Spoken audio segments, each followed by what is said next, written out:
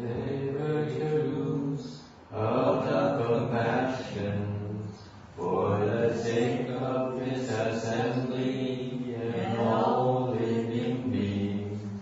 Please turn the wonderful Dharma wheel to teach us how to lead suffering, attain bliss and permanent death, and quickly realize non-birth. No Vietnamese today? The nun is not coming. Oh. Namo Saranto Sutye Doye, Velavali Samya Sambuddhosye. Namo Saranto Sutye Doye, Ola Odi Samya Sambuddhosye. Namo Saranto Sutye Doye, Velavali Samya Sambuddhosye. Namo Saranto Sutye Doye, Ola Odi Samya Sambuddhosye. Namo Saranto Sutye Doye, Velavali Samya Sambuddhosye. Namo Saranto Sutye Doye, Ola Odi Samya Sambuddhosye. The unsurpassed, deep, profound, subtle, wonderful Dharma in 100,000 million aeons is difficult to encounter. Now I have come to see and hold it within my sight and hearing. I vow to fathom the thus come one's true and actual meaning. For Buddhas and Bodhisattvas, very Moshe or knowing advisors, Amitofo.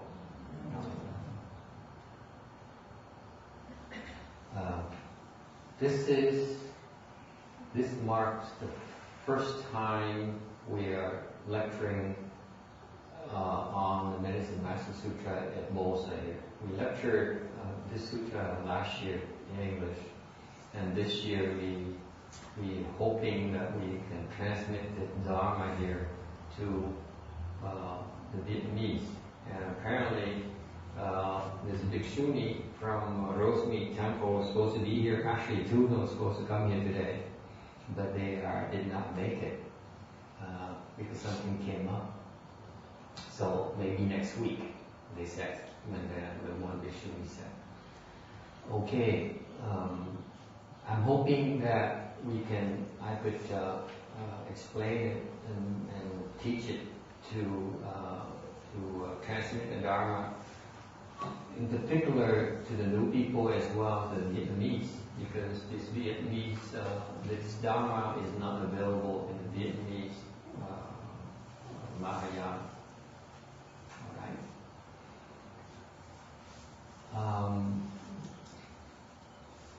The lecture on this Medicine Master Sutra, we first of all should give recognition to the fact that we're using the English text, which is translated from Chinese. And I want to make a passing reference to the fact that the Buddhist Text Translation Society has been doing an excellent job translating Mahayana Sutras from Chinese into English. To me, they have been doing a superb job. They are creating an English vocabulary that I have been able to take advantage of use in our lectures and our Mahayana propagation. So for that, I'm grateful for that. I want to tip my hat to them and say thank you. They've been doing a good job, and maybe that's why this year I might go to the City of 10,000 Buddha's 30th anniversary celebration as a small gesture to express my thanks for their hard work and the quality of the work.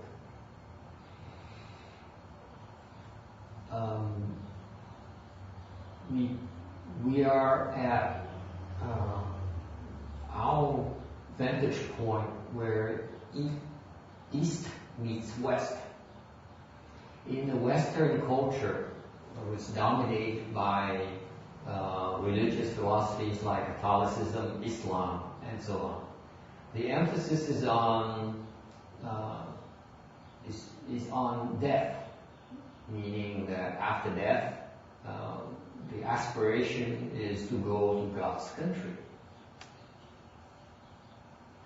So the strength of those particular religious faiths is on there's a death dharma involved that enables living beings, people in particular, to be born in God's heavens. In contrast, Eastern culture is through the influence of Confucius, Lao Tzu, Chuang-Tzu, and so on, Mencius, and so on. They emphasize way virtue. They emphasize this lifetime. They emphasize on living a good life and living a virtuous life. Okay. In the Asian model, the Confucius model has 4 parts as far as way virtue is concerned. First of all, you improve yourself. Number 2, you rectify or align your family. Rectify here has a sense of making it even. Okay? Meaning that everything is where they're supposed to be. The dad has behaved like a father. The son, the daughter has behaved like a son and daughter. Everything's even supposed to be in the proper place. Okay? That's the significance between the meaning of rectifying the family. Okay? You see the progression in this Eastern philosophy. In that, first of all, you look at yourself. You correct your mistakes first. Okay? You work on improving yourself. Once you got a handle on your own problems, then you broaden that. You include all the other family members' problems to be your own. Okay, so there's natural extension of the realm of cultivation. Working by yourself is very challenging, but when you involve others, it's even more challenging. Okay, so that's what rectifying family involves. And the third level is you govern the country. Okay, you expand from family, even if you expand it to society, to the country in general. Okay, that is a normal aspiration. And beyond that, you pacify the world. Okay, that is the Confucian model of cultivation. Any questions? So the emphasis here is of this Dharma as this very life. The Eastern culture focuses on this very life. Alright? Questions? No questions? Then, yes, you notice, Buddhism got translated from India to China. And Buddhism introduces the concept of Pure Land. Okay? Each Buddha, when you cultivate, let's say you use the Confucian model to cultivate, you can cultivate and go very far. And the ultimate end point is you become a Buddha. When you become a Buddha, you have your own Pure Land. Each single Buddha has his own Pure Land. Okay, and this Pure Land comes about because of when they were cultivating on the causal grounds, meaning that when they're cultivating in the Bodhisattva vehicle, they made fearless and far-reaching vows. And after they made those vows, they courageously undertook very difficult practices. Okay? And over the years, after a long, long time, many, many lifetimes, they perfected those both practices and vows. And because of their perfection, the end result is that they are replete with merit and virtues. Okay? And because of their abundance of merit and virtues, they relying on the proper and the adornments, okay, they accomplish the Pure Lands. That's how difficult it is. Unlike let's say the Western religious system, they believe in the heavens up there. Okay, the Buddhist hierarchy, cosmos is also include those heavens, recognize the reality of the existence of those heavens. But the Buddhist model introduces the concept of Pure Land where if you cultivate, you have your own country, you have your own Pure Land. Okay, that's why do you need a Pure Land, by the way? Why would you need a Pure Land? The similar reason like why God needs the heavens to bring you up there so that you can serve God. Okay? The Buddhas need to create Pure Land because they allow people to go to the Pure Land so that the people with the proper affinities with the Buddhas can go to those Pure Lands and cultivate. They have a better chance of success. For example, our world right now, Sada world, is in essence a Pure Land. But that manifests as a defiled land. Because there's so much defilement here. Okay? But it's only the surface. Actually, the flip side of it is a real Pure Land. If you cultivate in this place here, in this world here, and become enlightened, you can see this world as a Pure Land. It's no longer defiled. Okay? That's the beauty of our Sada world. Okay? But anyway, that's a secret. Most people don't realize it, therefore most people only see the defilements.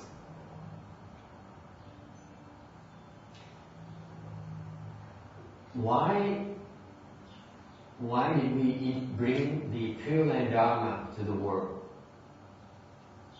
Because of the fact that living beings are becoming powerless.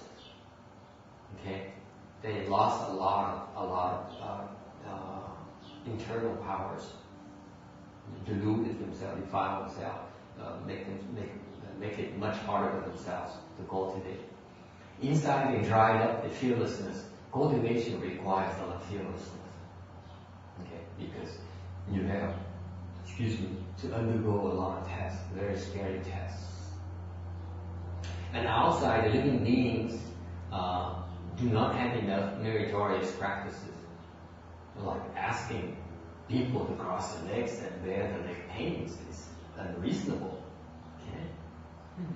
Because as soon as the pain arises, they lose self-control. Immediately lose self-control. Okay? They are so reliant on others for existence that they fall far short of the standards of the Buddha's self-reliance. And therefore, because of all these above aforementioned reasons, they need to rely on others' power to make it more likely, to increase their chance of success. And this is why the Pure Land Dharma is the most appropriate Dharma for this Dharma age. Any questions? All you have to do with this Pure Land Dharma revolves around the simple concept that go reborn into the Pure Land, and once you get to the Pure Land, you will guarantee success. You will become enlightened. There's no more uncertainty. Whereas if you evolve in the wheel, you keep on reincarnating through the 6 realms, the 6 paths, then you, at some point in time, you have to be born as a God, you enjoy heavenly blessings, and those blessings right now, you fall to the lower realms and undergo a lot of sufferings. So it cycles through like that endlessly unless you find a way to escape. Okay? So this is where the Buddha's genius comes in, because he sees all these endless cycles of sufferings. People go through the cycles of happiness and suffering, and they don't realize it. Okay? Every time you're born, you forget what would happen in a prior lifetime. And therefore, it takes people, a person of the Buddha's wisdom, to come in and tell us that, you don't need to keep on going through that endless cycles of suffering. Okay? There's a way to get out. Now, knowing how weak and how wimpy you are and how impatient you are, you want success right now. You can't wait, right? So the Pure Dharma is designed to do that. It's designed to give you an expedient to escape on the side. Okay, the analogy of the Pure Dharma that very beautiful is that it's like a worm trying to climb up the bamboo trunk. Okay, if you climb it from the inside, it has to cross all these middle things. What are they called? They're very hard, right? The eyes, the bamboo, each bamboo section has a center, there's a joint right there. That joint is very, very tough. So it has to gnaw through that joint. And so many joints like that until it gets to the top, they escape. Whereas it's called self-reliance. Whereas that's a Dharma door. Whereas if you were to rely on the Pure Land Dharma, it's like boring a hole on the side of the bamboo trunk. And then once you get outside of the trunk, it's much easier to climb up the bamboo tree. That's the analogy of Pure Land Dharma. Okay?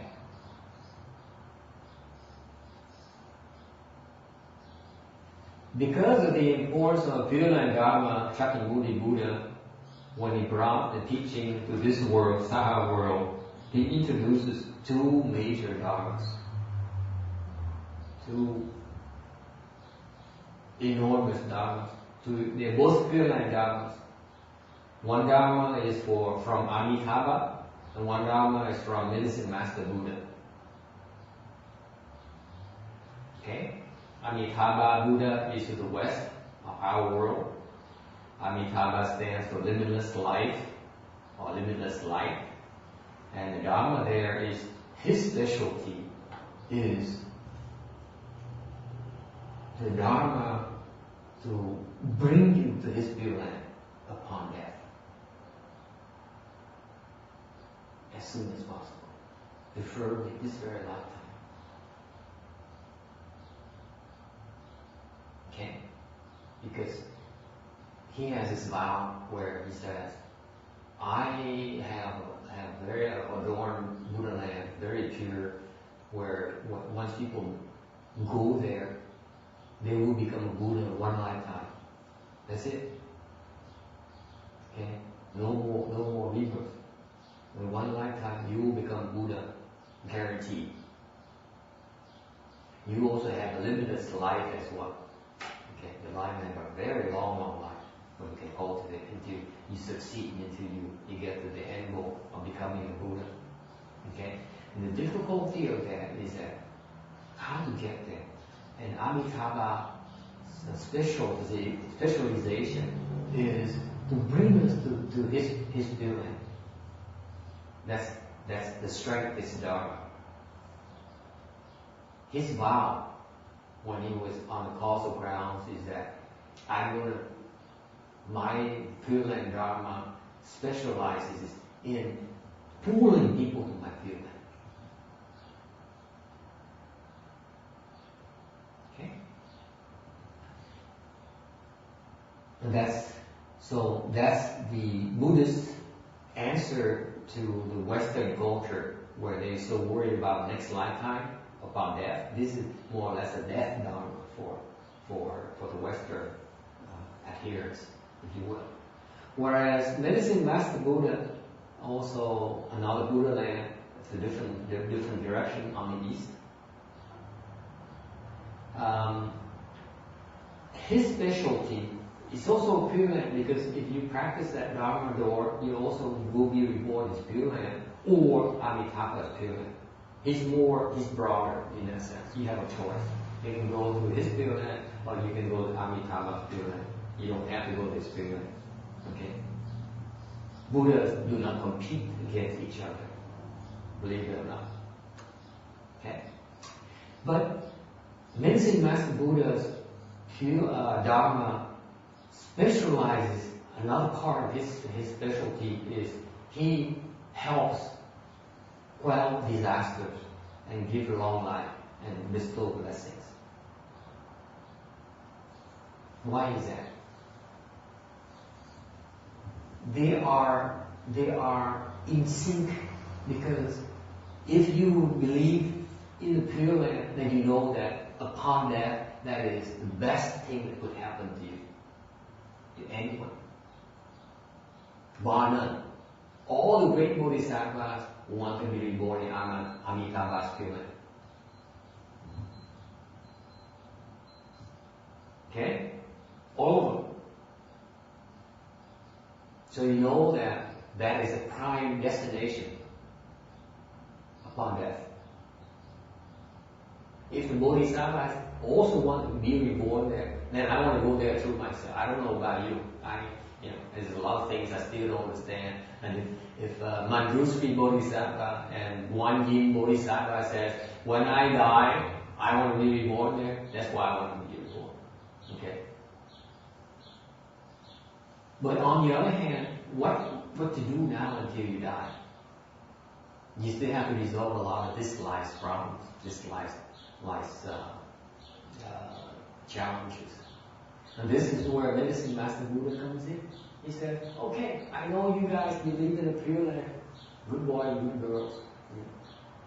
But until you are reborn, you have to take care of your body.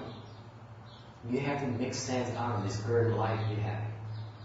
Okay? So he provides a Dharma to help us smooth out our cultivation path. Now, the rebirth Dharma is very popular since the Tang and the Song dynasties. Okay? 2,000 years ago. That's when they become popular in China. And they specialize in rescuing the deceased, and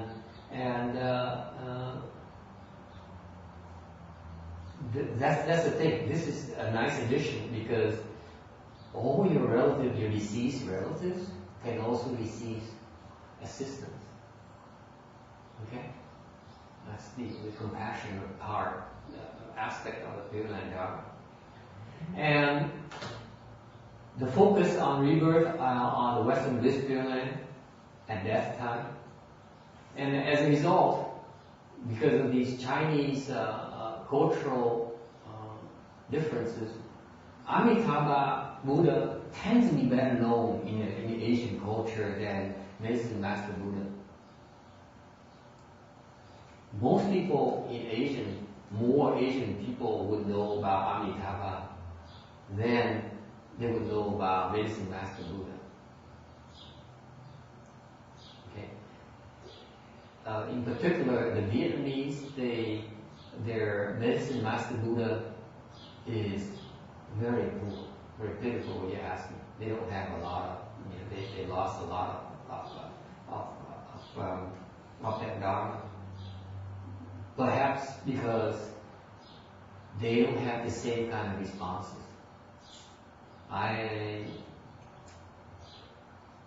As the other dharmas, like the Pure Land, like Amitabha and Guanyin, for example. In essence, the rebirth to Amitabha's Pure Land is one of the biggest Chinese exports to the world through their figures. because they exported that the rebirth Dharma to Japan, to Korea, to Vietnam, you name it. Okay, and therefore it is one of the Chinese treasure, one of the wonderful gifts from the Chinese to the world. Now we bring it to this country, to the West. Okay. This is truly one of the better gifts to the world from China.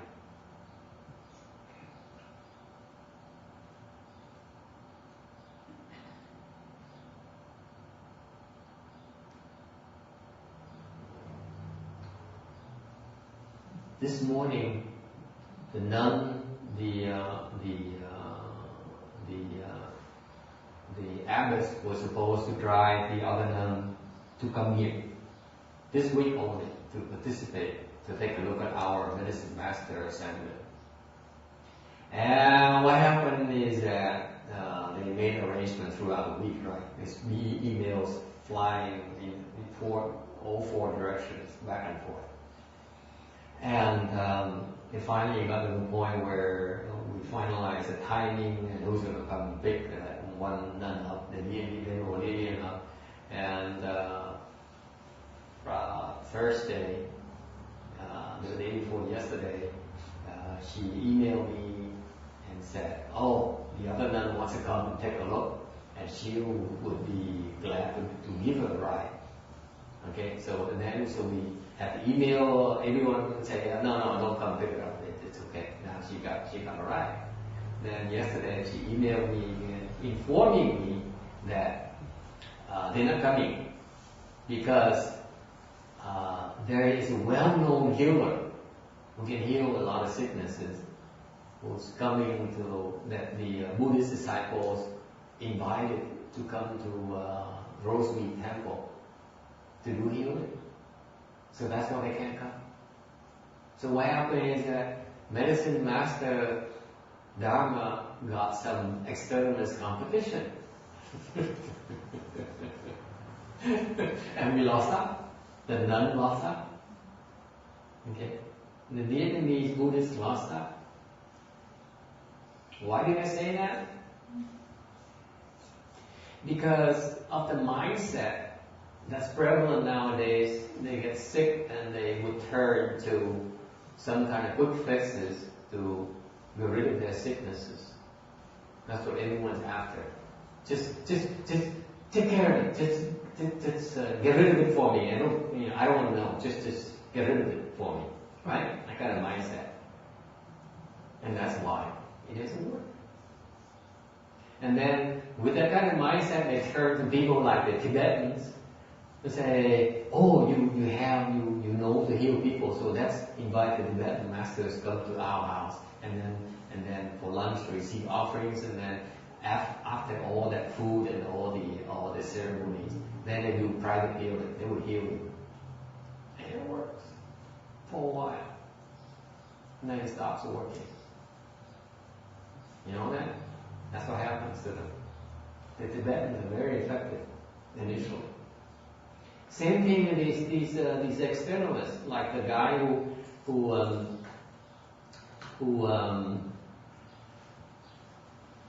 coming now to heal at the temple. He's externalist, I imagine. And what he does is that he's gonna do some healing, and since he's well known to heal, I'm sure that he's gonna help some people, and then they receive some help. And then it's going to work for a while. And then we stop working. Would you like to know why? Yes. Because they are not healing it properly. The sicknesses have two major categories. Number one is the body sicknesses, like the sicknesses that come along with your birth process, the aging process, death process. They have a whole bunch of sicknesses that come with that. Okay? Or you can might add the work process. you work and you drain yourself, you expose yourself to sicknesses. That's a form of body sickness. Okay? For example, people like in the medical field, Randy, they expose themselves to a lot of body sicknesses because they're mad. Okay? No two ways about it. When you meddle, you pay the price. I can give you an example. My brother has a stroke last year, so he's been seeing this acupuncturist who does not charge money. So he ranks up there in my list of heroes. Okay? I would rank him even higher than a lot of monks and nuns who heal, to tell you the truth. Okay? Because I consider it a pretty virtuous thing to do, to heal and not take money. They've been doing that for 7 generations now. Think about it. Actually, I was about to refer you to him, but since you go today so seriously, you don't need his help, and you're going to bypass his help just in no time. Okay? Because you need you need to work on that eventually. It's going to come to that. And actually, it's just like took her a while to get rid of her ghost, and now her leakages. Okay, so it takes a while, but you're on the path to take care of that. But 7 generations, all they do is they transmit their dharma to the firstborn. That's it. The secondborn does not have the right to learn that dharma. Okay, so this guy here happened to learn the dharma. He's not the firstborn because he's learning because the firstborn has some problems, so he cannot learn the dharma. Okay, ran into some problems. Okay, so in his family, his father is a 90-year-old. He's learning now for the last 10 years. He's learning that their own acupuncture dharma. No herbs. You go to acupuncturist. They use needles. Did you give you herbs? You know why? Then it makes it easier for them to charge you money. You see, you guys have to feel good about, giving money in exchange for something else that you can bring home. Okay? These guys, they use acupressure, they use acupuncture, no herbs. Okay? So this is one of the few good guys I run into. Okay? So they can help you heal with your body sicknesses. They've been doing that for generations now. Okay? And guess what happens? The dad, 90 years old, had a stroke. Now, I invited that guy to come here to participate in our assemblies because he's also very eager to learn. My interest is that if he comes and learn our Dharma, it's going to help him broaden his understanding of his Dharma. Because our Dharma is much broader than his. Okay? And he can learn and add more to his family trade secrets and help more people. That's what this is about. Okay? But now he can't come because now the 90-year-old father need to be helped. Every time that his dad takes a shower, they have to pay attention, they have to watch him because if he slips or he passes out, he could get into serious trouble. Okay? 90-year-old has a stroke. Okay? And guess what? So what happens? They're all healthy otherwise. He has a sister who's demented. So they have to keep an eye on her 24/7. So do not think that when you meddle, you can get away with it. There's a price to pay. Okay? No two ways about it. They've been meddling at lifetime after lifetime, generation after generation. That's how it manifests in terms of retribution. Scary thing, think about it. It's very serious business. You don't fool around with these things. Okay? That's why I have utmost respect for medical field people, because they suffer. You pay the price for your body. one way or the other. The reason you're not suffering yet because of prior accumulation of blessings. They're shielding you. Yeah? You're a pretty sick woman until you started cultivating. Isn't that right? You're so much healthier now than before, right? Without any medical intervention. It heals. Okay? So that's the difference between Mahayana perspective. We help to deal with the body sicknesses and also the mind sicknesses. They come together. It's not separate. One feeds on the other. The mind sicknesses are based on the three poisons: greed, hatred, and stupidity. If you have those minds, it's probably not a problem for most of you. Greed, no greed, right? Not greedy for anything. No anger, right? Huh? What? None whatsoever, right? And stupidity, I try to tell one of my disciples about overeating and obesity. She said, the first thing she did, no, in my family, we have the genes of being heavy set. Yeah, right. And this, as if only can be explained by genes only, not by the amount of food you take every day. Okay, denial. One of the extreme, the most difficult forms of intervention. You can't help people who deny it. They deny the problem they have. They deny the existence of this problem. That's sheer stupidity. Okay? So if you want to deal with the sicknesses, you have to deal with both the body and mind sicknesses. If not, your approach is lacking. Okay? So people who would look for quick fixes will be disappointed in the long haul. There's no quick fixes. Yes, of course, we have to show you that yes, we can help deal with your body sicknesses. But by the way, there's some mind sicknesses you better fix as well. You better look at as well. Okay? If not, they'll come back. They'll be back. Okay? So, in fact, when you look at the Western medicine as Eastern medicine, the Western medicine doctors, the Western trained doctors now look to the East for acupuncture and herbs and so on. But in addition, they also look at what? The trend has been going on for a few generations now. Lifestyles. Right? It's what you eat. It's how you live your life. What you put in your body. Okay? How you manage your strength. That affects your well-being. That's what the Western doctors are emphasizing.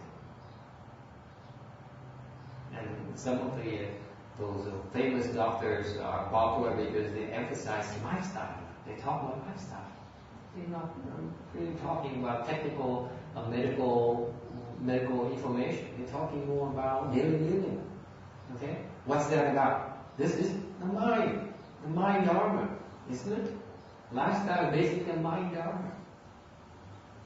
Okay? So that's why Mahayana, our approach to healing is much more comprehensive. Questions? But don't tell people others that because they won't believe it. They only want quick fixes. They want a famous healer to come and heal them, and then they feel good for a few weeks, and then they say, "Oh, it's very, very good. I have this problem. They fix this for me." Right? It's a mandate, and then they go back and then they keep making boo-boos again. Okay? That's called stupidity. I'll give you an example of the healing power of Mahayana later. Okay? Coming up. Medicine. as we know it. Okay? Medicine here, this is the Chinese character of medicine. We are on slide number 8. Because eventually, we have Skype up, by the way, thanks to Danny's help. Now, we'll announce it right today, Danny. Send out an email saying that I don't think we have Skype at Rosemead Temple yet. We can set up a wireless router if you want to do that. Do you have a router? Yeah, A used one or a new one? new one. A new one? I have a used one.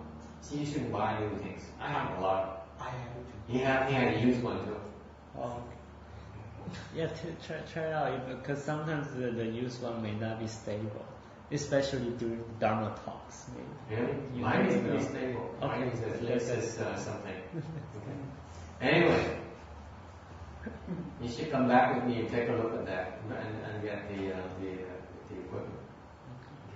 Because it has the power, big thing, power thing, and then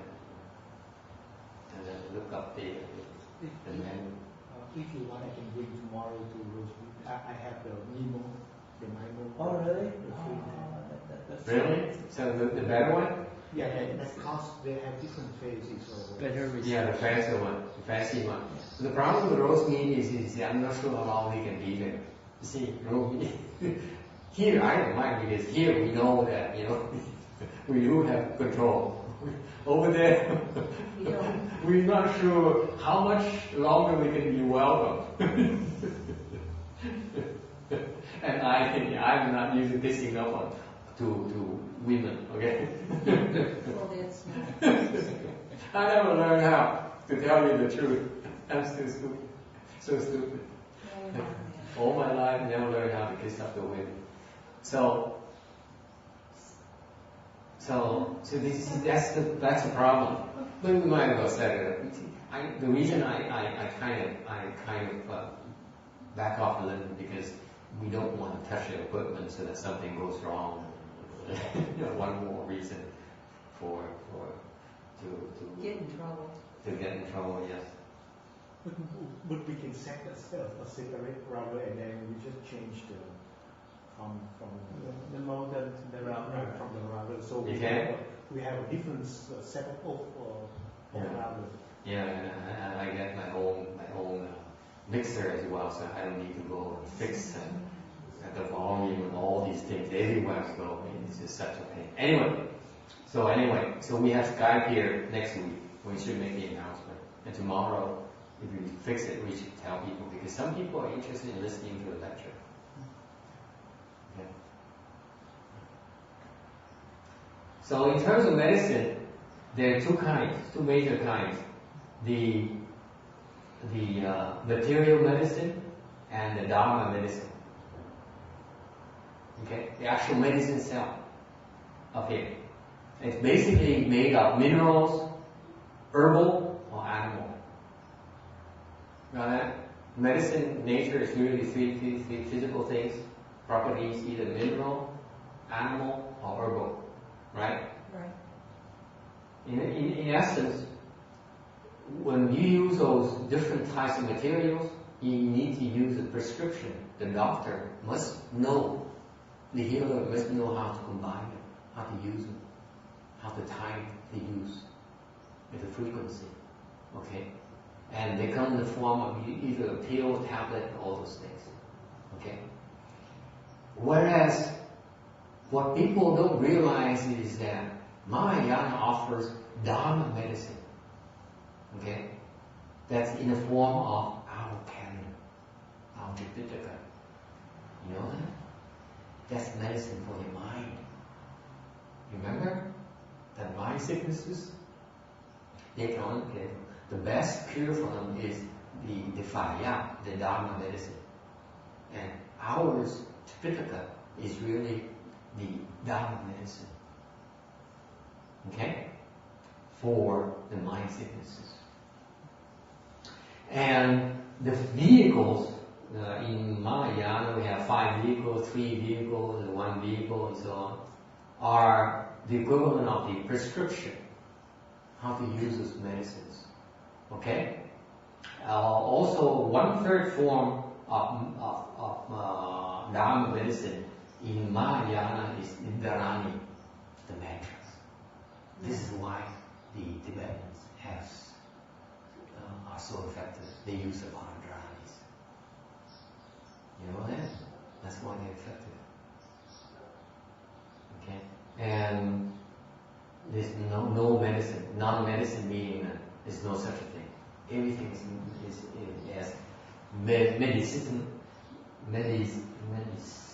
medicinal properties. Okay? Everything can be used as medicine if you know how to use it. Okay? Any questions? That's the nature of medicine for you. That's Mahayana approach. The last one in the non-medicine there, explain it to me again. Dharani is the medicine master mantra. Oh, the mantra. That's one. That's the Dharani. The medicine master mantra. Yes, those are mantras. Okay? Question on the mantra. Yeah. My wife, when she crossed the leg and she get hurt, she keep telling me that the mantra, by reciting the mantra, she doesn't feel hurt. Is that true? Looking for. Because she keep tell. I was thinking that maybe she want me to learn, so that's what she tell me. Yeah. You refuse to learn it, right? Well, I'm not refusing, but I'm still dragging with it. The mantra has 11 lines, and he's dragging his feet. It's too much work. That's one of the easier ones to learn. It really is, Walk. It's one of the easier ones. How many of you got one? I haven't really loved the lines now. Except for one. Speaking of non-medicine, this is what happened between the universal worthy. See, I have typos all over. Universal worthy Bodhisattva.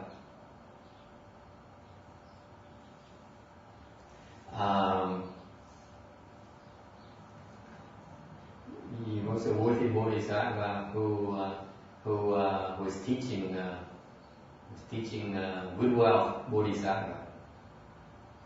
Okay, you can learn more about this one at lecture on the Flower Adornment Sutra. Universal worthy is one of the four big Mahasattvas who are supporting Shakyamuni Buddha. And he's helping them teach the Bodhisattvas. And good wealth is a pure youth Bodhisattva. Okay, so anyway, this great Bodhisattva Mahasattva is teaching another Bodhisattva called good wealth. Okay, and he says, go to the mountain, collect all medicinal herbs, and bring them all back for me. Okay? And good wealth went to the mountain and returned empty-handed. Universal worthy Bodhisattva asked him, why? Didn't you find any medicinal herbs? He says, too many. If the whole mountain is full of, I found too many medicinal herbs. I don't know which one to take back. So Universal worthy Bodhisattva said, okay, I give you a smaller project. Why don't you go out there and collect all non-medicinal herbs? And after a while, good wealth Bodhisattva came back, also empty-handed. Asked why, he said, too many. The side of the mountain is full of non-medicinal herbs. So it's an anecdote to tell you it's all in the mind. It's how you see it, how you use it. See that? Everything is medicine if you know how to use it. It's how you prescribe it, the doctor prescribes it. Okay? In terms of the Dharma medicine here, the Tripitaka, which is the sutra store, the Vinaya, see I have a typo here again. Vinaya store Excuse me. I don't fix it now, I forget.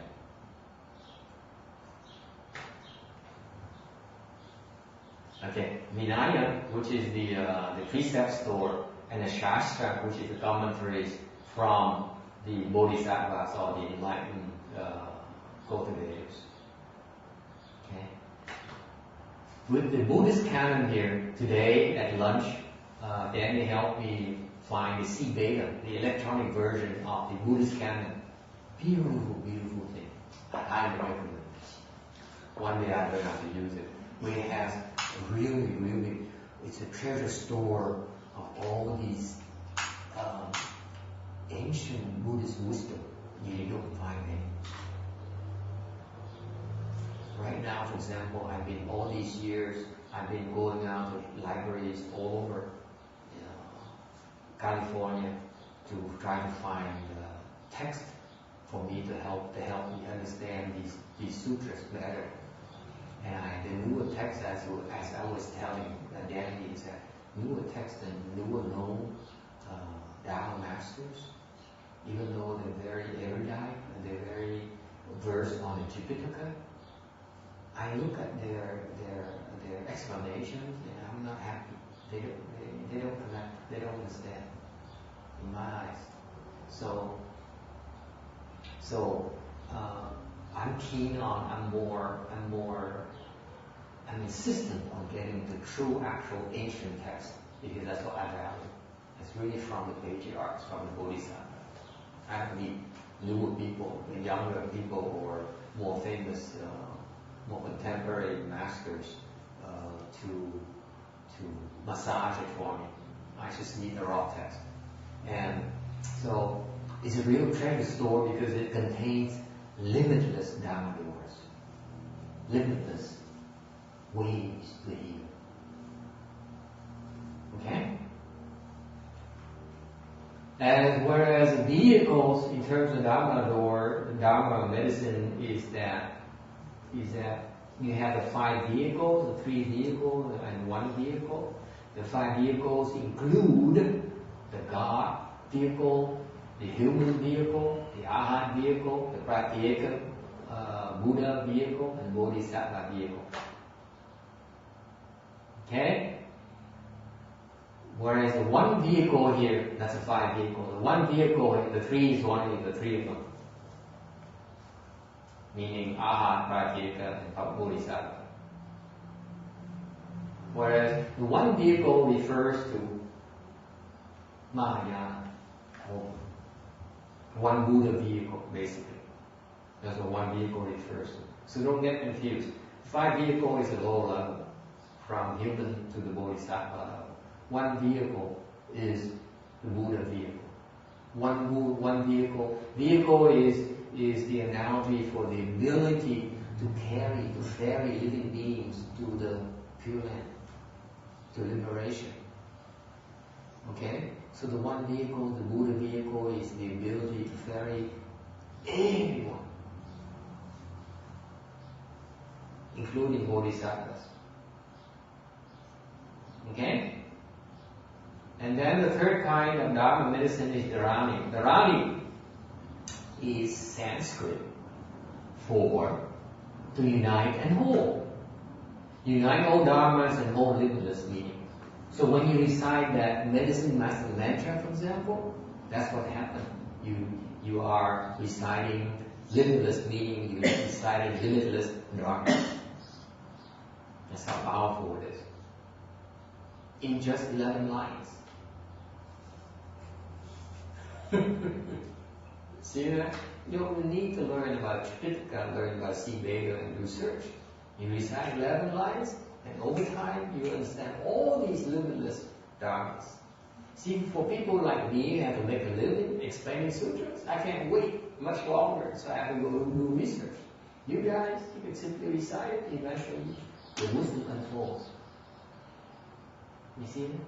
That's the beauty of it. 1 mantra, that's it. You keep reciting, and naturally your wisdom unfolds. You plant seeds for wisdom to understand all these dharmas. Okay?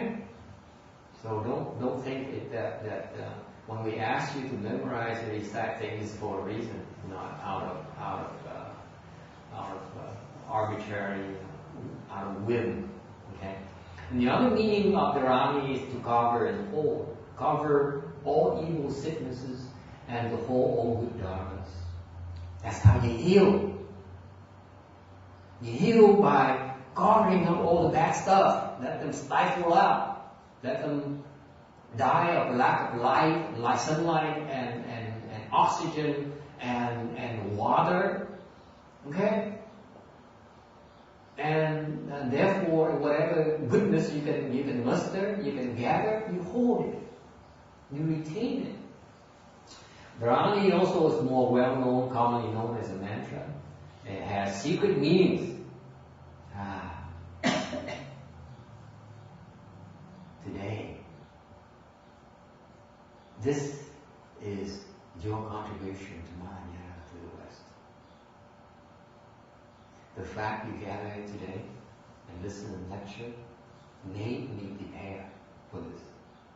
Because if you didn't come back, Randy, Walk, Danny, the white chicks, okay, I wouldn't bother. I would simply use last year's lecture. Okay? So this year I explain more on the secret dharmas of mantras. Not that some people who are not interested in secret dharmas, no problem. However, in the future, there's some people like myself when I first started. I read all Master Srinivas books. None of it explains how to cultivate this. Okay? No. I asked the Hang Chang and the Hang Shur and all those things. Tell me. This is only available in Chinese. Tripitaka. Okay? Secret school, secret mantra cultivation techniques has three portions. Mudras, you recite it and you contemplate. Okay? For example, when I was translating some secret dharmas, they didn't teach me this contemplation. I didn't understand that's what I was supposed to do. When you cultivate these secret dharmas, there's a mudra. You hold your hands certain ways. There's mudras. For example, when you sit there and we teach you to recite the medicine master mantra, what do you do your hands like this, right? That's a mudra. The way you hold This is a your hand. mudra. It's a position now. Yeah, that's a mudra. You hold your hands certain ways. And that's the way you hold it? Yeah, like this. Yeah. Thumbs together, your Yeah. fingers flat. Like this. We are not Straight. told you ever. Yeah, this is Vairocana mudra. Movements. Just different positions. We reverse like this or? Yeah. I go like this so you can see. Okay. You go like this only when you try to impress people. Okay. And slowly. When you do the master mantra, you're supposed I to be didn't going by learn death when you said the medicine, mantra. that's why. And slowly. Yeah. Okay, so that's a mudra. Okay? That's when you recite mantra, that's when you put in the mudra. Then you recite. So your hand, your body, this mudra is the body. Recite is your mouth. Yes. Right? Contemplation is your mind. See that? All three have to be in sync. So you contemplate. What am I teaching you this year? What contemplation am I teaching you when you recite the mantra? The Dandian or the sound. The sound. It's a contemplation. Right? When all those three are in sync, then you obtain a response, you accomplish the dharma. That's the recipe for secret school cultivation. In one of the book I saw from No one knows it. Not available in English. No, Vietnamese. Master is at the right hand on top. Like Yeah, this. something. Now she takes it serious. Well, we didn't know. Well, I asked you that. It took me several years. It's not until recently I need to do research. I look at this and this is what I'm supposed to do. But Master, if you say it's no longer a secret. That's why that's your contribution. Because you come to listen to the lecture, I would follow. Yeah, it's when we like that. Okay? So this is our gift to the future generation, for yourself and to the future generation as well. Because if some of these days when people have access to our MP3 files or our transcription of the lecture, either Vietnamese or English, they will learn, they understand how to cultivate mantras. That's a recipe. You need to have a recipe. Okay? Do you know about this, Danny, Mr. Erudition? Not as precise as this. Wow, you are extremely precise. See, I don't know why Master Shino never really explained this. Okay? And this is why he told me to explain things in English. Because I had to go to learn Chinese, to study Chinese, to do research in Chinese. Okay? And explain in English so that you guys understand it, and translate in Vietnamese so that the Vietnamese understand. See, guys, this is how blessed it is. Think about it. Today, if there were a Vietnamese person in here, then I have to explain in Vietnamese. See instructions? See how tough it is to receive dharmas to cultivate? So right now the instruction is only available in English, not Vietnamese yet. See that? Only one Vietnamese. I heard that there are some people who abuse the secret school mantras. That's why they don't teach it that much. They're It's what, not- Randy? it's not. They're what, Randy? They abuse them. But Randy, what about people like us who are not intent on abusing it? Okay? Where do we look for information? Where do you look for guidance? Even the child and all those guys don't know because I asked. Well, there's a reason he didn't want to teach me. I don't blame him. But anyway. I guess that's what I heard. I'm a bad boy. That's what I heard. That some people use it to make money and do weird things. Sure. Yeah. Is this for other people also, or is it only for our own? For other people. This one everyone. We can do It's public this domain. on behalf. That's what on behalf of other people, or do we just do it for ourselves? For now, you do it for yourself. Just for, You do not meddle. oh. You do not meddle.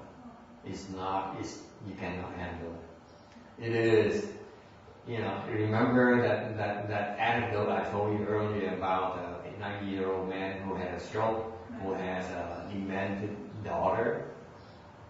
There's a price to pay when you meddle. You're not equipped to handle it. I do not want any of you to meddle. Not yet. It's not worth it. It ain't worth it. Not to you. Okay? So the three components have to be in unison for you to accomplish the Dharma. Okay? And when you accomplish the Dharma, you obtain great and wonderful use.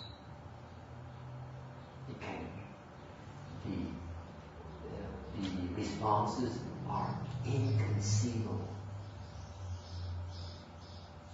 That's right. That's why the Chinese, the Taiwanese, in particular the Taiwanese and the Vietnamese are in such love with the Tibetan Dharma because mantras. Yeah, the supreme vehicle, right? That's what they call themselves. Secret Dharma, secret school, they call themselves supreme vehicle. The Chan school call it themselves a superior vehicle, for superior people vehicle, superior roots vehicle. Whereas the secret school, they call themselves as supreme vehicle. Yeah, give me a break.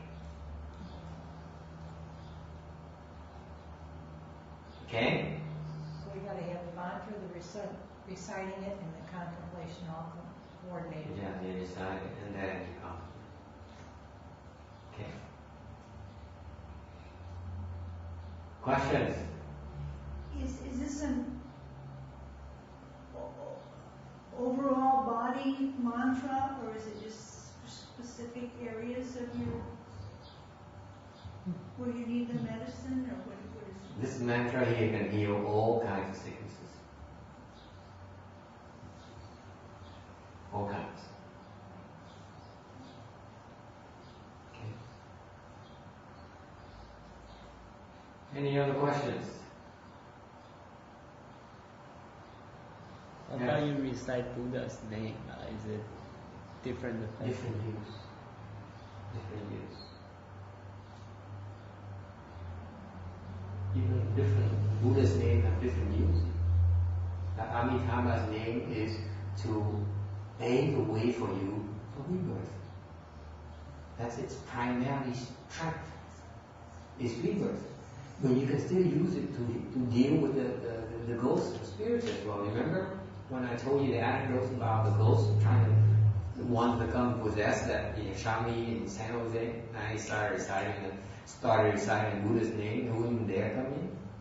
So that has secondary uses. But the primary use is rebirth. Okay?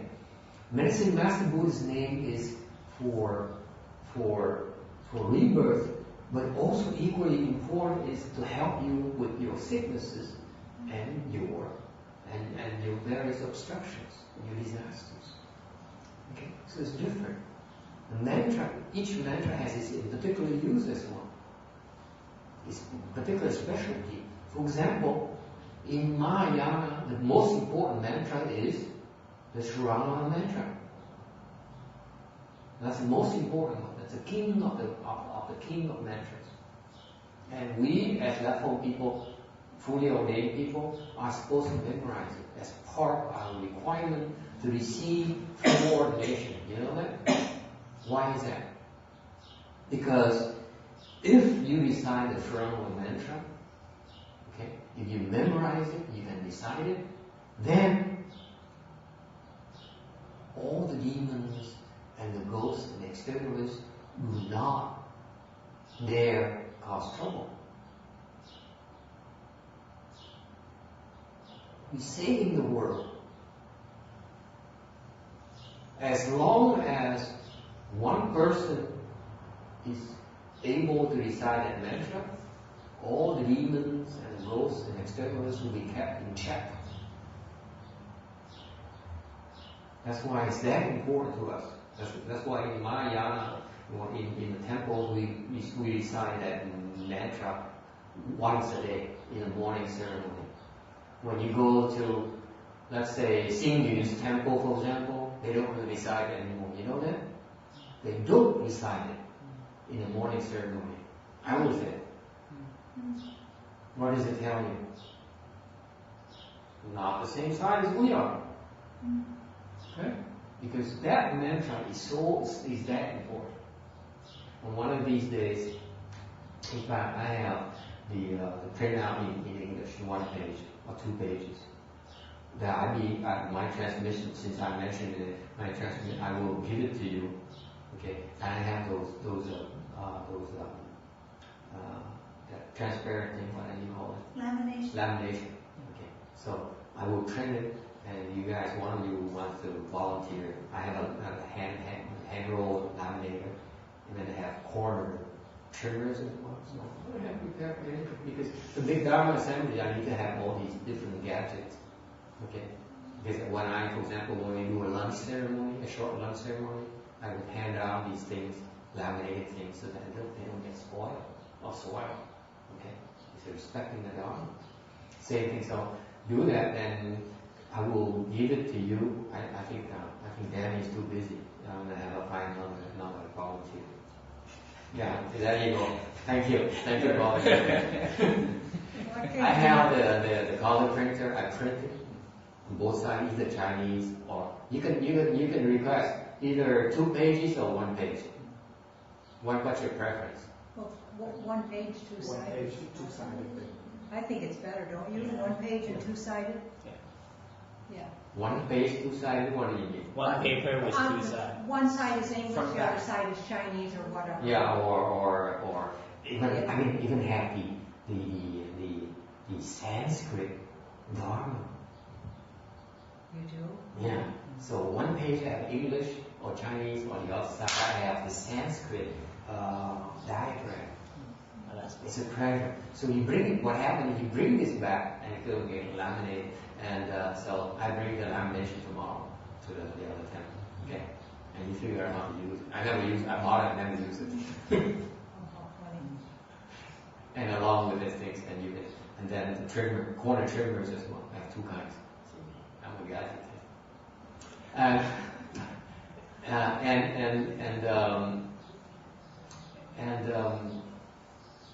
What did I want to say? I forgot. About the Sanskrit. No, but the Bringing it important Sanskrit. Oh, when you bring it back. Bring what? Bring Sanskrit or the paper home. No, I should print it on the other side. Yeah. All right. I use a thicker paper so that the black colors and show through the other side. And then we laminate it. And then so you recite this mantra once a day. If you do that, you know what it does for you? I'll take it. Or you even tell me, I'll take it one. I think you'll be born as an emperor. No, wheel turning king, higher. Or wheel turning king. If you recite every day, you become wheel turning king in the next life if you want to be wheel turning king. Is that? The what? Wheel turning king. I just want to be rewarded. The wheel turning or the J You woman. have a thought for sure you will be I'll be rewarded, around but you then. don't know where. You never know. What's the problem? We never know. Okay? That's the chance. Something could go wrong. When it's time for you to die. How old are you? Is you 45 yet? He's past 45. He passed. I bet he's in his 50s. I know he is. Boy, somebody's in trouble.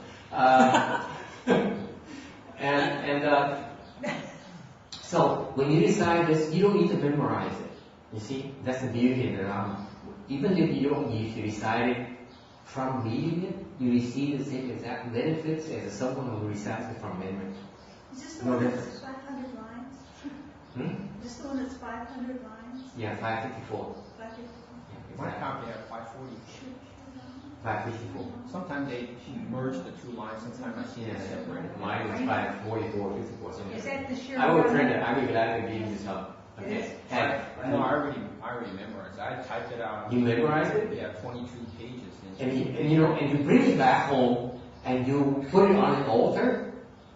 They gave me a copy a long time ago at the original Goryeo Temple. They gave me a copy in Chinese, and I had a frame. And Yeah. they said you put that in your house, and then They cannot poison you. yeah, You cannot be not poisoned. cultivation. Yeah. Yeah, it's hurt. You see, it's beautiful. I mean, all these are fruit I'd like to see that, yes. Randy. So do we do recite and contemplate also? No, this is Wow. just when you do that, you are creating a lot of blessings, and you are helping your own area, because when you recite it, all the ghosts and the demons around your area are in check. They stand up and respect and say, the mantra is being recited. I better be respectful. They behave. Yes. Just to double check, that is in Chinese, that's 楞严经, right? 楞严咒. 咒. You can have it in Chinese as well, 1 page, but the 1 page Chinese is way too small. You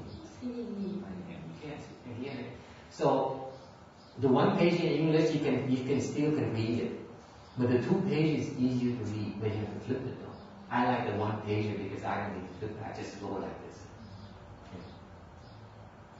Okay, so Randy doesn't want it. Who wants a 1 pager? Oh, no. You don't want it. No, I just want whatever comes. How about 1 pager, 2 pager? I'm doing the work, so I have to use half it. He'll collect them. How about you, Danny? You don't want anything? You have it already? So you bring it back, you put it on the altar, and you can make offerings. You're actually making offerings to the Triple Jewel. No different. I don't have it all. Okay, and if you put it in the house, that in a like an altar, a place with worship, actually you're receiving protection. What happens is that wherever the mantra is, there are Vajra spirit protectors around it, protecting it. Same thing as a Buddha image, same exact thing. They're protecting it. Okay, wherever the mantra is, that's what the Buddhas are. That's how. So it's really a precious thing. Don't take it lightly. So it's confused. All right? Is this a very small print that you're talking about, but several? 1 page. Yeah. Let me see. I have. But several. You still can read it. You still can do it. As long as you can read it, Yeah. If not, you can always get 2 pages. Yeah. Well, I want to And you know, get if you both. recite this, can you recite this walking? You cross your legs and it's like from beginning to The end. medicine master you're talking about. The medicine, Yeah, you can walk, walking or sitting or whatever. The mudra and this recitation and contemplation is when you cross your legs and then when you do these things. Okay? That's where when you have the best concentration. But you can do mudras and decide and contemplate while walking as well. Any other questions? Yes. Let's go 2 pages. So Uh, it's not so small. 2 pages, okay. 2 But pages. flip it on what, like, have 1 page on top and then put the second page on the, you know what I mean? I have double-sided and Yeah. dual-sided Yeah, and dual printing. all 1 page, So, but 1 page. left and on top is 1 and then it's like, The problem with there is a 20-pound paper is that it prints through. So I will print on a little bit thicker paper, like 32 pounds or 40 pounds. Then it won't show through. Cool. But then you don't get the Sanskrit on the back. No, you don't. You can't have a cake and eat it too. I want 2 pages of the Sanskrit on the back. You can't. Yeah, that's 3 pages. Mel told me that he read from Shifu. He said that when we recite the mantra like the Dai Bei Jiao without using the mudras, he says it's like hands without legs. You need to do both together. No, that's basically Shufu is referring to. Mel doesn't understand is that is the hands and eyes down, not the mudras. See, when he read it, he looked at it as the hands.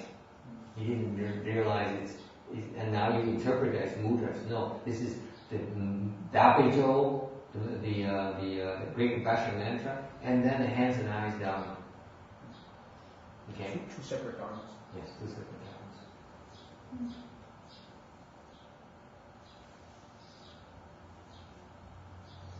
Okay. Any questions? So going back to contemplate, is there a way to combine like the hearing and the landing? Can you do that? I personally cannot do the 2 things together. Do what? Using the hearing and also the landing for contemplation. You focus. The Dandi is basically an expedient for you to center yourself somewhere. Okay. When you go to the Dandi and you concentrate on your listening from your Dandi. Got that? Because when you focus on your hearing and listening, is from up here, right? That's where your brain's up. I'm saying go down to your Dandi first, and then pay attention to your ears. Okay? That's the Dharma. It's an expedient. Go down here. Don't stay up here. Go down to your Dandi first, and then concentrate. I like that, Master. Okay. Any other questions? Most people don't understand it. Ajahn has been teaching the Namgyal for all these years. He just still doesn't understand it. Okay? It's only explain. So go down. Yes. So you want 2 pages or 1 pager? This is. 2 pages. 2 pages. Okay. Please. Okay. Can I have 1 page? I'll print out both and then see which one's better. 2 ones. Print me some $100. Thanks. I need a bigger print. I'll print it up, but not bring myself. $500 one. But I don't want to have just a nice. Even at $200, you probably won't be able to use it. I can get a 2 pager. That's fine. Yeah, it's bigger print. It's really a wonderful Dharma. 550. And the nice thing about it, you are really making a huge difference.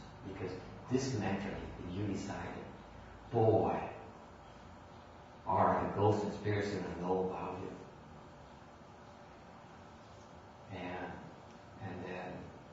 And then creating the seeds for them to come and respect and protect you in the future. Okay, so the full title of this sutra is the Sutra of the Merit and Virtue of the Past Vows of Medicine Master Vajrayana Light Tathagata. Okay, got that? And on slide number 12. We still with me? Okay. We think so.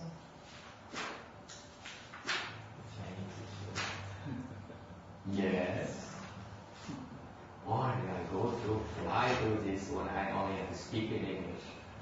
Yeah. Will we ever be saying these mantras as a group? Yeah, we will have one day visitation. Or just once? That's why I mean, not once, but a full day visitation. See what happens, we come here and we practice here, okay? But eventually, if there are more people in the future who are interested in coming and learn and practice, then we go back to, let's say, either here, we can rent a whole place in one day, or the entire day, or go to a temple like Rosemead or the other Rosemead temple, where we can practice for the entire day. Okay? Then it's even better. But all those require support. I need someone who can hit the woodfish that won't make me fall asleep too much. And then I'm hopefully Go end up going faster towards the end. in the future, I'm trying to teach some, if we go to Rosemead, I'm asking the other nuns to go and do the Dharma instruments. Okay? Because you notice that when you and me, only in the morning, when we circumambulate, the pacing is pretty good. Our rhythm is pretty good, right? But when we go to Rosemead, the other nun, her timing is off. It's either slow or fast, and it changes every 2 minutes. And then the thing in metal. Yeah, that D-tone thing. Oh, I'm glad she's not hitting it anymore. Oh, It drives me nuts. the first time I went nuts too, and I'm thinking, poor thing, how do you stand? The 15 minutes and I couldn't. Every morning we go to certain ambulance, her timing is always off. And then she chants all these high pitches. Well, one time she was. I thought Randy was off too. Hers is even like 10 times worse. Randy's not bad. He's improved so much. I mean, you Yes, listened to him this morning? Yeah, it was very It's good. on. Yeah. Actually, you're supposed to go when you're at the Long Beach. They told us when you walk, so the right steps first, Namo Ami, and then Ami is the second one, and then To is your fourth step, and then 4. You're supposed to walk all the same step too. No. So that's why if you go to Go Wheel, they all walk the same way. Yeah. I mean, it's like that's the way. It's like you become moody robots. Yeah, one altogether. I'm sure that's the way, and a couple of times when I was there, one of the nuns, was going like this, and everybody was going too fast. She was trying to slow down the tempo. Yeah. You see? You know, they don't talk, but you can see her hand go That's DRBA Pure Land Dharma. This is our Pure Land Dharma. There's a difference. There's a huge difference. Okay? Huge difference because I do not believe that that's a good thing to practice. It's too distracting. I do not want you to concentrate on anything but what? Stable and the sound. Ours is far more going to yield you much faster results. I can tell you that. The name on the sound, right, Master? That's it. That's what I think. Nothing else. Right. Nothing else. You don't get afflicted because he walks different or walks too slow, or pay attention to whoever. You only pay attention to one thing only. That's it. You see that? Why you have to complicate it? You have to simplify. This is the difference. This is why I'm teaching you and not using DRBA's Pure and Dharma. Ours is slightly different. They will teach us how to do that. Yeah. We are the only one who teaches how. Okay? Any other questions?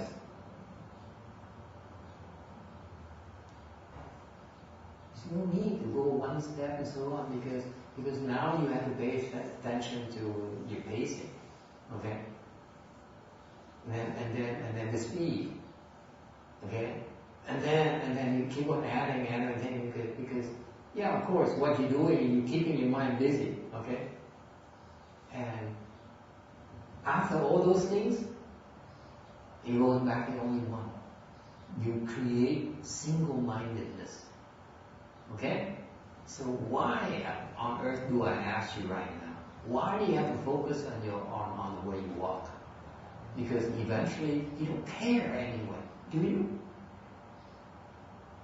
It won't help you enter samadhi. Entering samadhi requires single-mindedness. Think of one thing only. Not everybody, each of us are doing. You see that? That's the difference between once you understand the Dharma versus you still trying to understand it. That's Taiwanese. That's Taiwanese approach. That's where it came from, Taiwan. Yeah. Actually, they said it came from. They were a good Dharma instrumentation. I'm just born there. Nothing personal. Everybody looked at you. You thought it was real.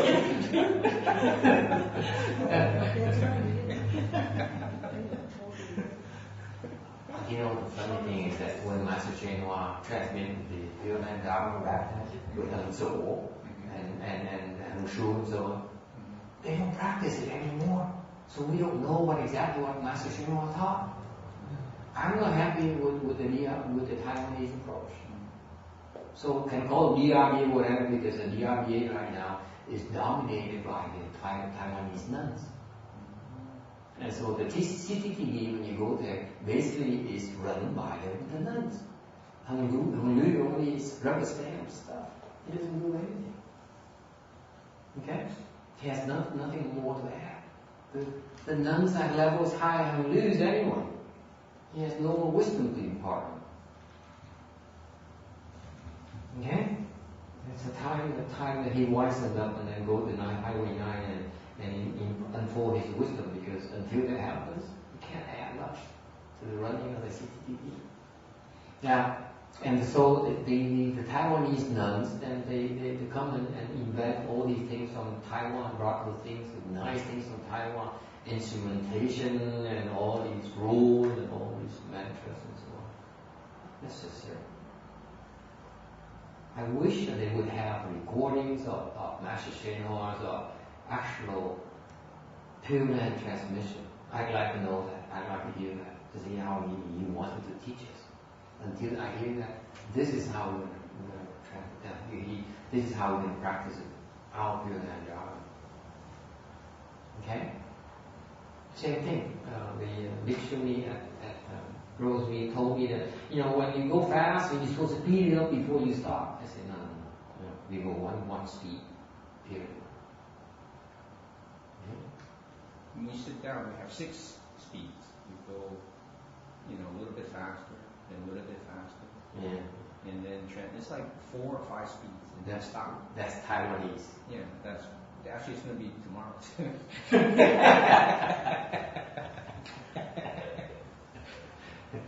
And as soon as I explain that mixture means roast meat, yeah, of course. It's not Taiwanese, it's American. This is American pyramid. They don't eat Taiwanese.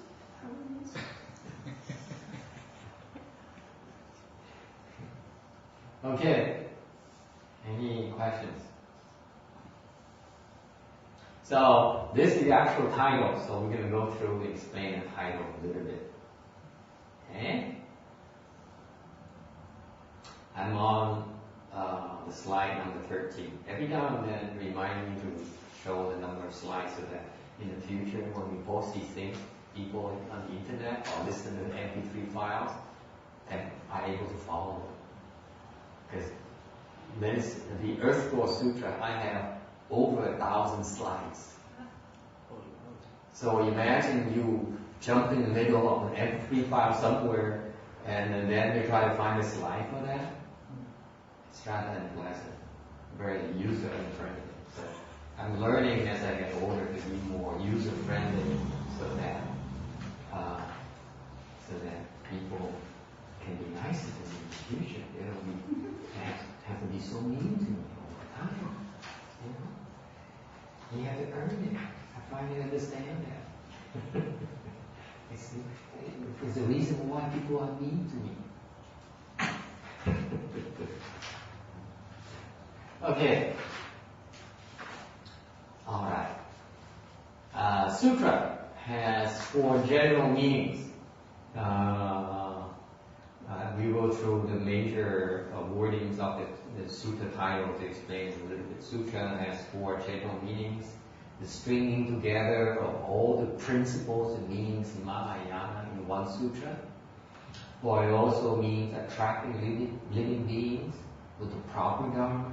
There's a dharma, for example, today here, the medicine Master Buddha Dharma is to attract people who want to be concerned about rebirth.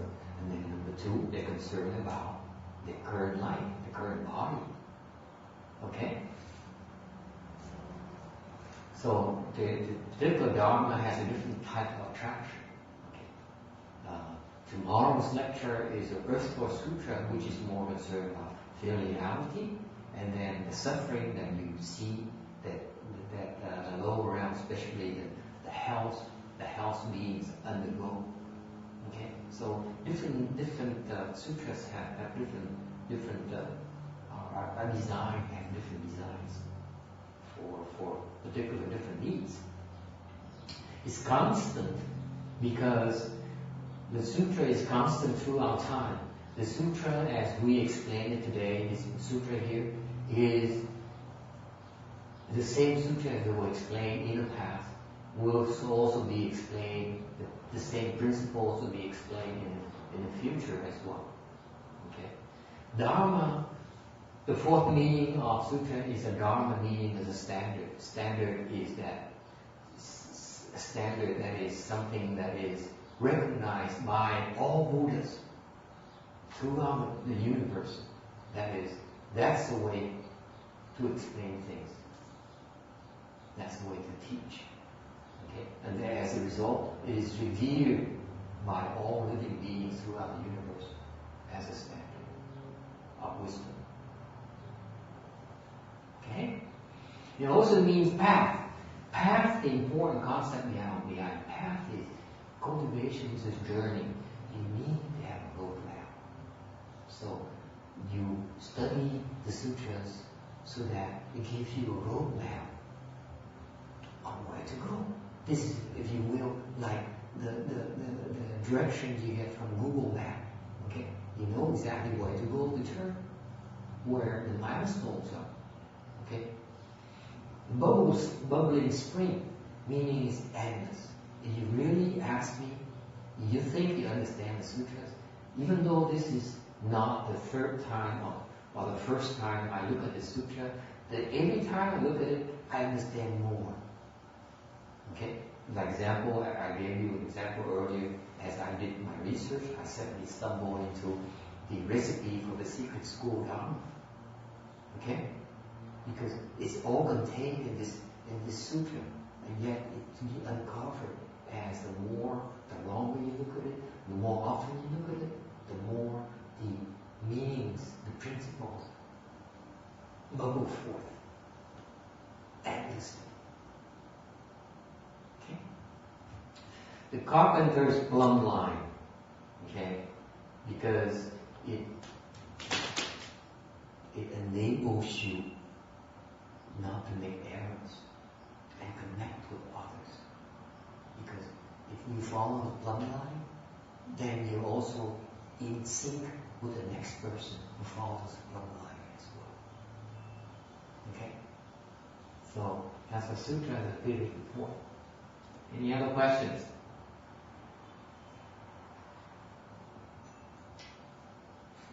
Merit and virtue. Merit can be observed. It's external, meaning that it requires activity, okay, requires work.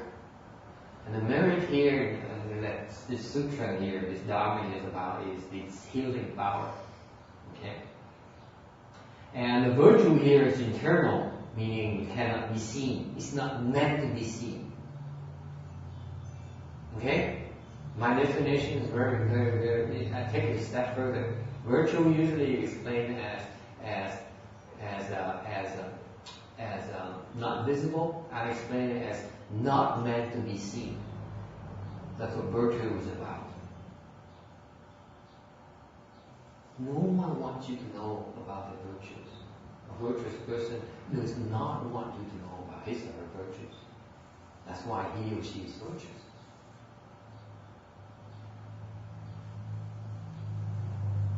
Okay? And this is the difference between Mahayana approach and the one person with wisdom, with Kung Fu versus a person with a low level of Kung Fu. Like Vicky, for example, she amazed at how people respond to her, are influenced, affected by her. What does it show you? Doesn't know how to use it yet. If you know how to use it, no one's going to know it. No one have an idea that of your power, your abilities. And this is why when you practice at a lower levels, you see all these, you discover all these things. Oh, this is so cool! I can do this thing. I can have, like Linda. When I taught Ryan, I didn't want to tell you this earlier. I sort of tiptoed around it, just like Mel's example. When I taught Ryan about the sleeping, he asked me about that Dharma because he was interested in becoming just like me. I mean, not like me, a level person. You do not want to be like me, trust me. That's the last thing you want. Be very clear about it, okay? So he was interested in becoming a level person. So I said, try these dharmas. Don't go to those places yet because they train arhats. Horrible things to do. People train arhats in my book. Okay? Until you can have people who can train bodhisattvas, then it's okay to go. But until they have the skills, you go there and you bury your future. Anyway, so but try these dharmas at home. Try sit sleeping. So after 2 hours with me, and he said, "Oh, I know so much. Let me go and try it." And he tried it, couldn't make it. Okay? And of course, when you bring forth the mind to cultivate a dharma, you have obstructions come to you in series. Okay? Non-stop. So pretty soon, Ryan lost his resolve, his interest in becoming a level person. Then later on, 2 months later,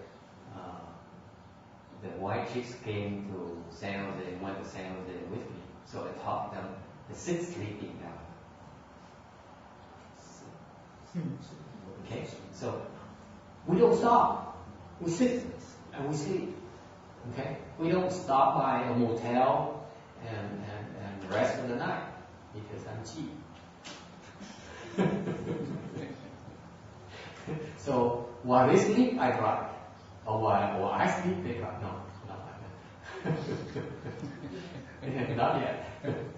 I don't trust women. Do you trust women driving? Ask what? That was the problem. No comment. I'm not going there. Bob is taking the fifth. We So- weren't trusted. Oh. So after a few months, they got it. These girls, the white chicks, they got it. They understand how to sit sleep. And then Ryan became interested. He came once, he went with us one along once, and said, oh, this is so hot. Oh my God, you guys are all so inhuman. He hurt so much. And then he I think he was exposed to our sleeping technique, right? And he asked you more, and you taught him, right? And then what happened?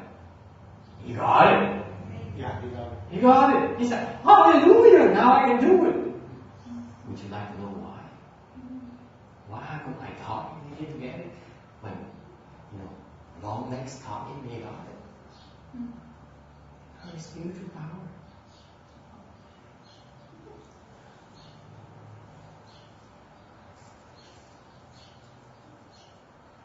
You see, Linda, if you can do it, so could I. Why didn't I do it? Because I had the choice, I chose not to do it. Because if I did it, then he would not have failed. Then he would not realize how tough it is to be an alcoholic person. Okay? So, you understand these things, you have a choice when to do it, for what purpose. You don't just go around saying, look how great I am. You want me to teach you? No problem. See how great I am? Huh?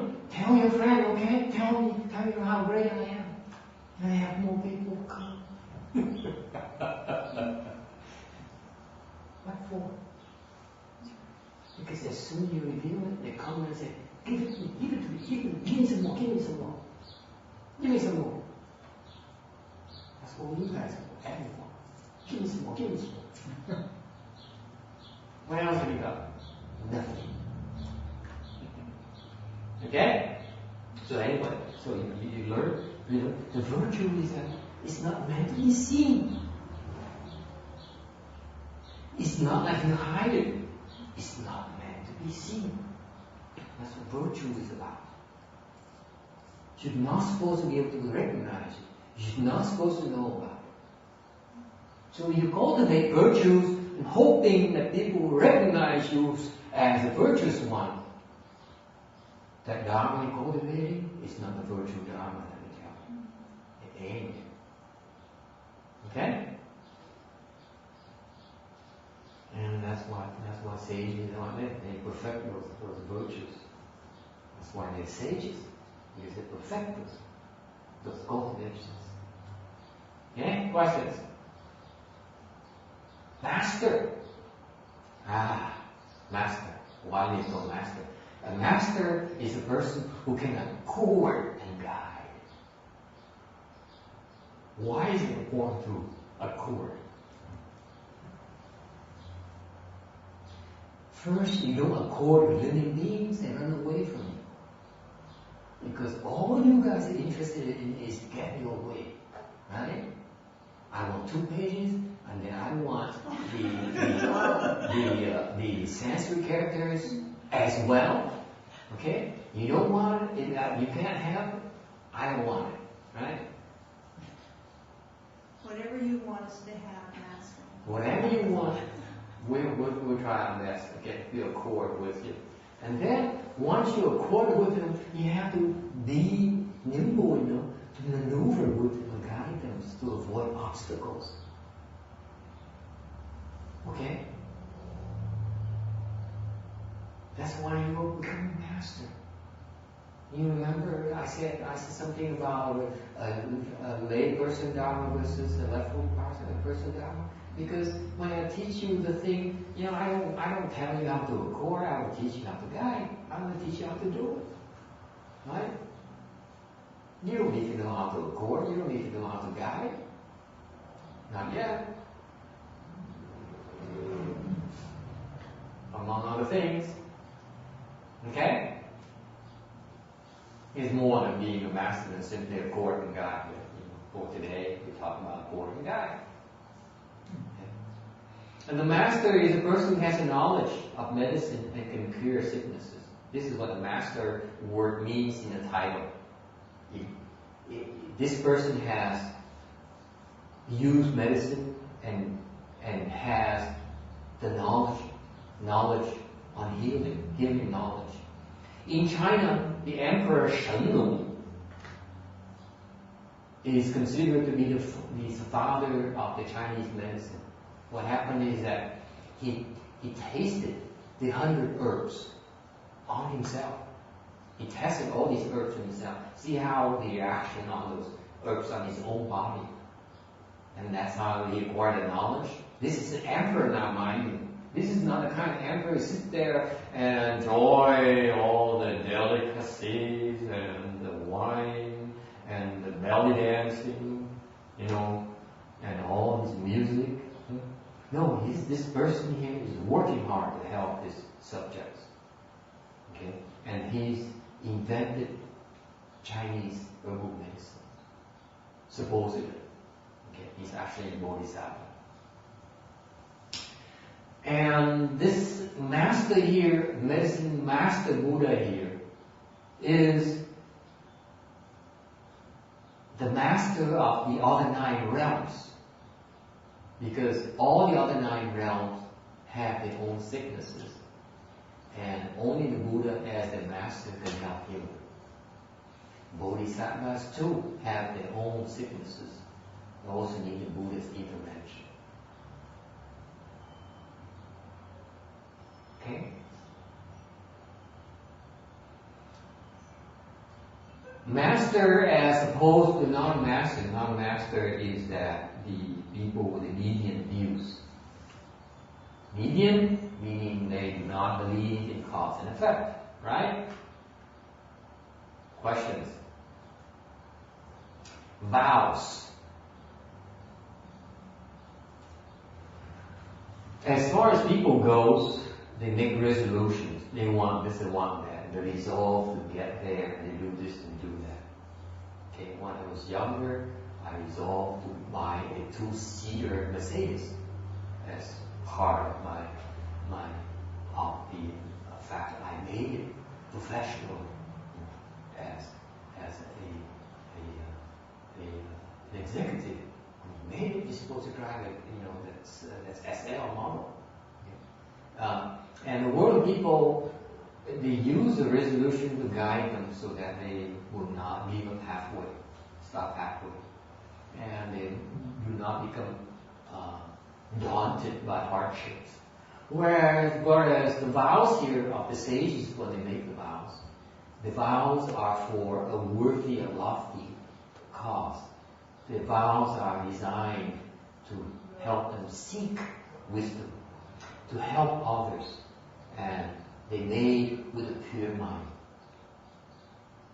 not for selfish motives. Okay? Those vows. That's the difference between the worldly people versus the sages. Okay. Past vows here in the title name, the title refers to the 12 great vows of Medicine Master Buddha, which we'll list later on in the text, encompassing the 4 great Bodhisattva vows that you made when you take refuge with the Buddha, with the Triple Jewel. You say the vow to save limitless living beings, to sever the inexhaustible afflictions, to study the immeasurable Dhamma doors, and succeed in the unsurpassed way, the Buddha way. So the 4 great vows, the first vow to save living beings refers to the fact that you recognize that living beings are in great suffering. So the truth of suffering. When you make the vow of severing the inexhaustible afflictions, you are when you cultivate, work towards that vow, then you're cultivating understanding of the truth of accumulation. Afflictions accumulate. They compound on each other. Okay? When you make a vow, the third great vow to study the immeasurable Dhamma doors, you are creating the causes to accomplish the way.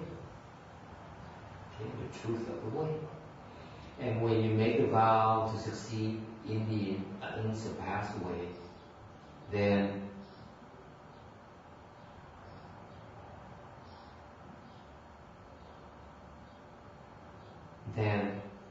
you are